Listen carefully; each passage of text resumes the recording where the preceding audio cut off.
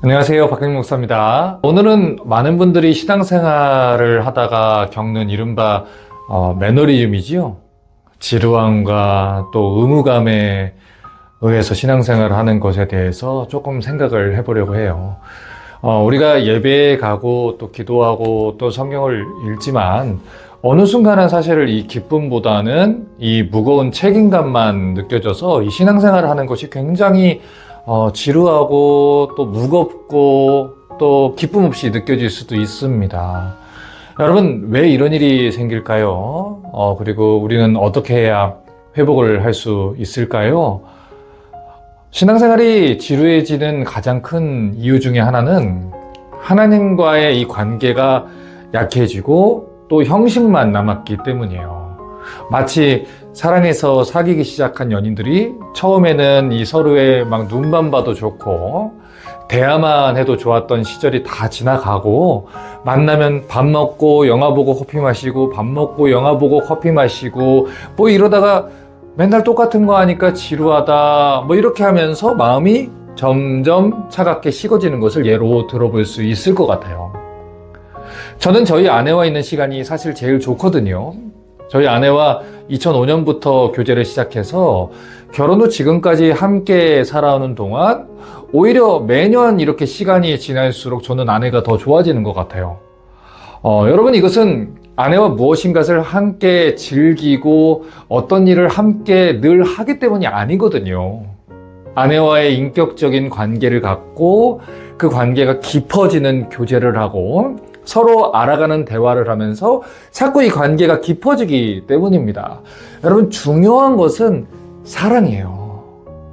하나님을 사랑하는 마음과 또 하나님을 더 많이 알고 싶다는 열정이 빠진 채로 형식만을 갖추려고 하면 당연히 신앙생활이 지루하고 의무감만 느껴질 수밖에 없는 것입니다.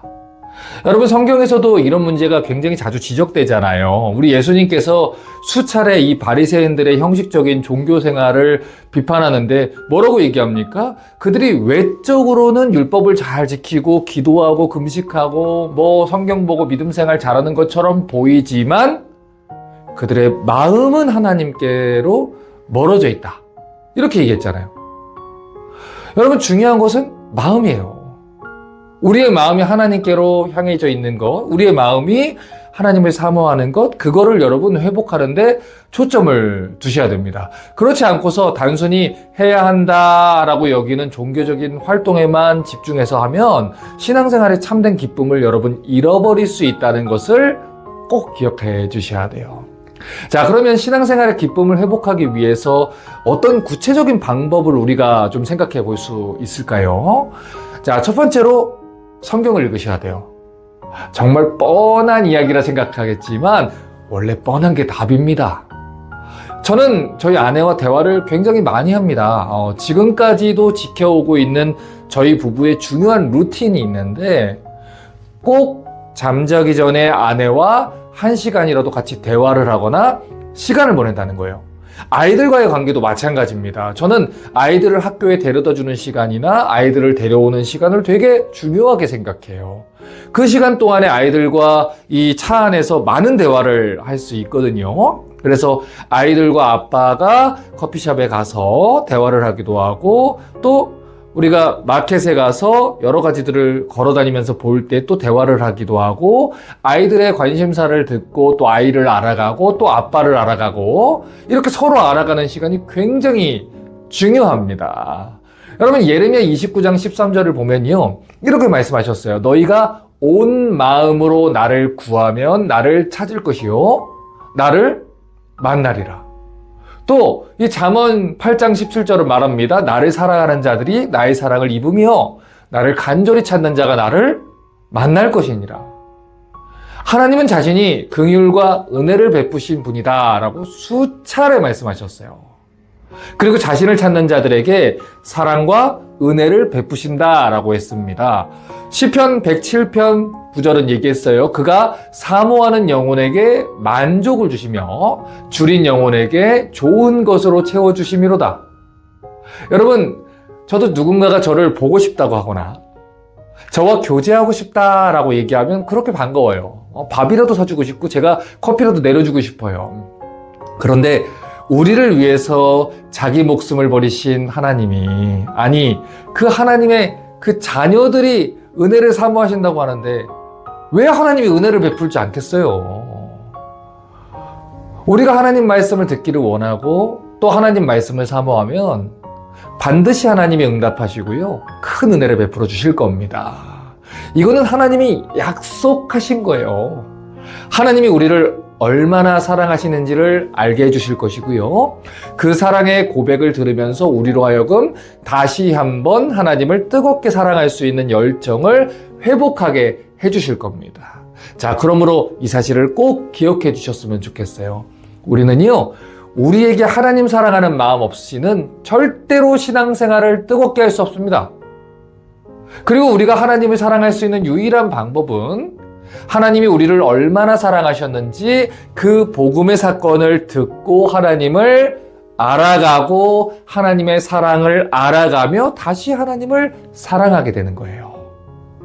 자, 두 번째로 교회 공동체 소그룹 활동과 나눔 시간에 적극적으로 참여하셔야 돼요. 우리 주변을 보면 사람 때문에 다쳐서 사람들이 보기 싫어요 하는 사람들이 있어요. 포비아라 그러죠. 그죠? 그래서 이 교회에도 소속되지 않고, 이 맨 포비아다. 이 혼자서 자꾸 이 외딴 섬처럼 신앙생활 하려는 분들이 있습니다. 여러분, 저도 이해합니다. 목회가 사람을 대하는 직업 아니겠습니까? 사람 때문에 상처받는 거는 저도 무섭고요. 무서울 수 있어요. 그런데 아이러니하게도 우리는 사람 때문에 위로를 받고 또 사람 때문에 다시 일어날 힘을 얻기도 해요. 최근에 저도 사람들 때문에 너무 힘든 시간을 겪었어요. 말로 설명할 수 없을 정도의 어떤 배신감과 또 슬픔이 저한테도 찾아왔습니다. 그런데 놀라운 것은요, 그런 가운데 하나님이 한국에 있었던 자매 하나를 보내셔가지고 저와 저희 아내를 위로해 주시는 거예요. 정말 오랜만에 찾아온 자매를 통해서 하나님이 우리를 얼마나 힘주시기를 원하고 또 우리가 얼마나 사람들에게 사랑을 받고 소중하게 여김을 받고 있는지를 하나님이 돌보시고 계시다는 것을 제가 알게 됐습니다. 여러분, 교회 공동체는 에베소서 말씀대로 서로가 벽돌이 되고 지지대가 돼서 서로를 세워주는 공동체입니다. 그런데 옆에 지지할 곳이 없으면 어떻게 우리가 높게 지어지고 튼튼하게 버틸 수 있겠습니까? 너도 힘들었어? 나도 힘들었어. 그래서 어떻게 이겨냈어? 누나는 이렇게 이겨냈어. 집사님 저는 이렇게 이겨냈어요. 그때는 진짜 힘들 때예요. 그런데 우리 버텨봅시다. 나도 하나님이 이런 은혜 주셨어요. 이렇게 서로를 깊이 알아가고 격려하고 삶을 나누는 가운데 이 신앙생활이 회복되는 경우를 제가 종종 봐요. 그러므로 여러분, 이 공동체의 소중함을 가볍게 여기시면 안 돼요. 우리는 사람을 싫어하지만 또 한편 사람을 그리워합니다. 사람에게 상처받지만 또 사람에게 위로를 받는다는 것을 여러분 꼭 기억하셔야 돼요.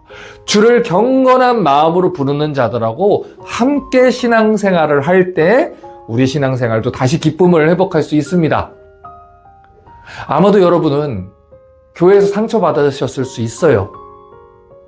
교회 사람들이라면 막 꼴도 보기 싫을 수도 있어요. 저도 그렇습니다. 저도 때로는 교회에 가고 싶지 않을 때가 많아요. 성도들이 보고 싶지 않을 때도 있어요. 저기 다른 나라로 도망가고 싶을 때도 있어요. 막 비행기 티켓팅 알아보고 할 때가 있어요. 하지만 여러분, 날마다 성경을 펴고 그래서 은혜를 구합니다.